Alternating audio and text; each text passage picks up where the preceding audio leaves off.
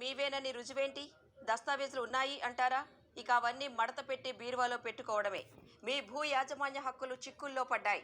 ఆస్తులు మీవేనని మళ్ళీ నిరూపించుకోవలసిన పరిస్థితులు వచ్చాయి. లేదంటే వేరే ఎవరైనా క్లెయిమ్ చేసేసుకోవచ్చు. 2 ఏళ్లలోగా మేల్కోకపోతే ఇక పరాయిపరమైనట్లే.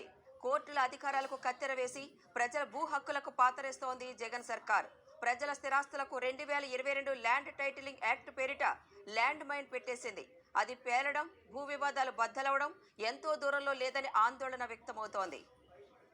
రిజిస్ట్రేషన్ అయిన పత్రాలు ఉన్నా కూడా టీఆర్ఓ దగ్గర నమోదు చేసుకోవాలంట. అంటే నేను మనిషిని అని చెప్తే నువ్వు మనిషివా కాదా అక్కడికి వెళ్ళి రిజిస్ట్రేషన్ చేసుకుంటే నేను పరిశీలించి నువ్వు మనిషివా కాదా అని చెప్తుందంటే చట్టం. ఇదెక్కడ చట్టం సార్? భూమి మనదే, ఆ పత్రాలు దానివే. కానీ వాటిని చిత్తు కాగితం కింద జమకడితే అంతకు మించిన దుర్మార్గం ఉంటుందా?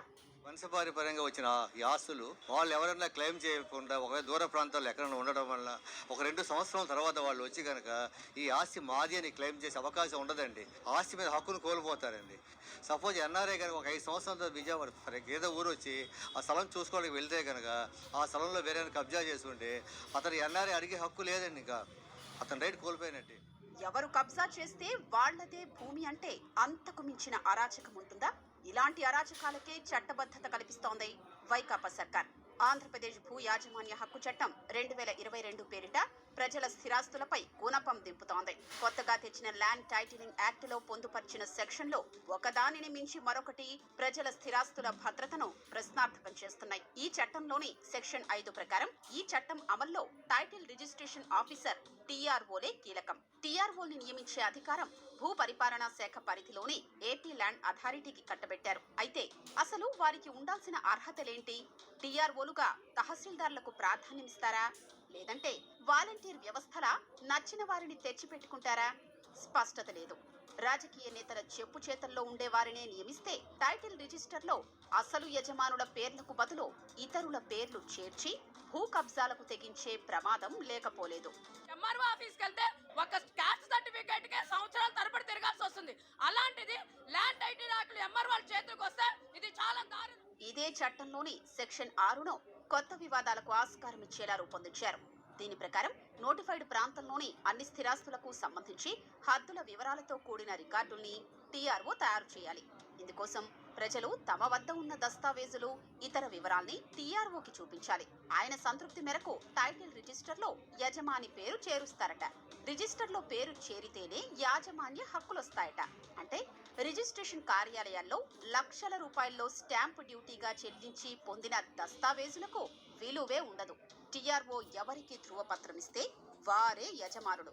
ఒకవేళ ఏదైనా ఆస్తి తనదని ఎవరైనా తప్పుడు క్లెయిమ్ దాఖలు చేస్తే దాన్ని వివాదంలో ఉన్నట్లుగా డిస్ప్యూట్ రిజిస్టర్లో టీఆర్ఓ నమోదు చేస్తారు. వెంటనే సమస్య జాయింట్ కలెక్టర్ హోదాకు తగ్గని స్థాయి అధికారిగా ఉండే land titling appellate officer LTAO ముందుకు వెళుతుంది.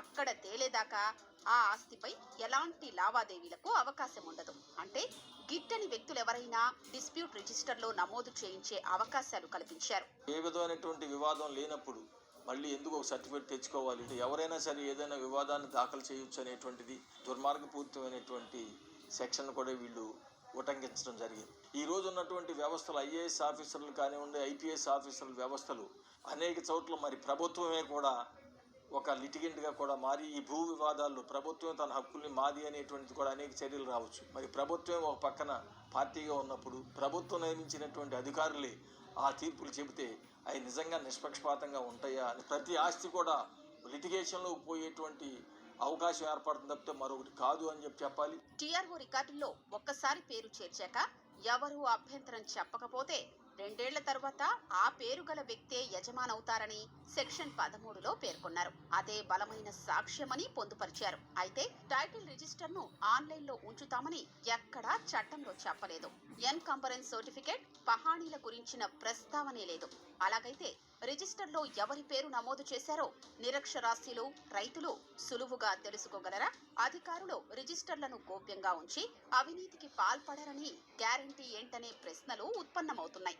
ఇక టైటిల్ రిజిస్టర్లో పేరు చేర్చే వ్యవహారంపై వివాదం తలెత్తితే హైకోర్టులో మాత్రమే రివిజన్ పిటిషన్ వేసుకోవాలని సెక్షన్ 16లో పేర్కొన్నారు. సామాన్యులకు నేరుగా హైకోర్టును ఆశ్రయించే స్థోమత ఉంటుందా? ప్రజలకు భౌగోళికంగా చేరువలో ఉండే సివిల్ కోర్టుల్ని భూ వివాదాలలో జోక్యం చేసుకోకుండా పూర్తిగా దూరం పెట్టడం కుట్రపూరితమనే అనుమానాలు ఉన్నాయి.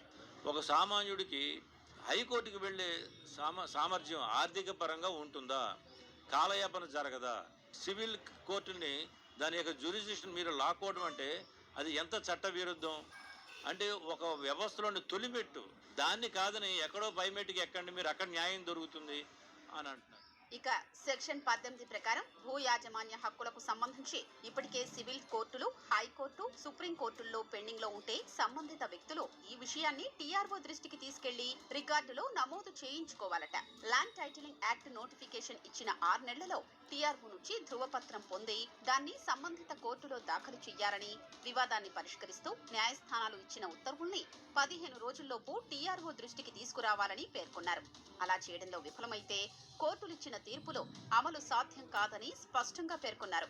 ఒకవేళ సంబంధిత యజమాని 15 రోజుల్లోగా టీఆర్ఓను కలవలేకపోయినా, టీఆర్ఓనే అందుబాటులో లేకపోయినా బాధ్యత ఎవరు వహిస్తారనేది అంతుచిక్కడం లేదు. టీఆర్ఓలను నియమించే ఏపీ ల్యాండ్ అప్పీలేట్ అథారిటీ అధికారి సివిల్ ప్రొసీజర్ కోడ్ కు కట్టుబడి ఉండాల్సిన అవసరం లేదని సెక్షన్ 37లో పేర్కొన్నారు. సహజ న్యాయ సూత్రాలకు అనుగుణంగా వ్యవహరించొచ్చన్నారు. ల్యాండ్ అథారిటీ అధికారి ఇచ్చే ఏ ఉత్తర్వులైనా జ్యుడిషియల్ ప్రొసీడింగ్స్ లో భాగంగానే ఇచ్చినట్లు భావించాలని పొందుపర్చారు. సివిల్ ప్రొసీజర్ కోడ్ ప్రకారమైతే బాధితులకు నోటీసులు ఇస్తారు. వారికి వాదనలు చెప్పుకోవడానికి, రాతపూర్వక అభ్యంతరాలు సమర్పించుకోవడానికి అవకాశం కల్పిస్తారు. అలాంటివి ఏవీ లేకుండా ల్యాండ్ టైటిలింగ్ అప్పీలేట్ అధికారి ఇష్టారాజ్యానికి వదిలేయడం సామాన్యుల ఆస్తులతో ఆటలాడుకోవడమే. చేసిన చట్టాన్ని అమలు చేసేది ఆఫీసర్లు అమలు చేస్తారు.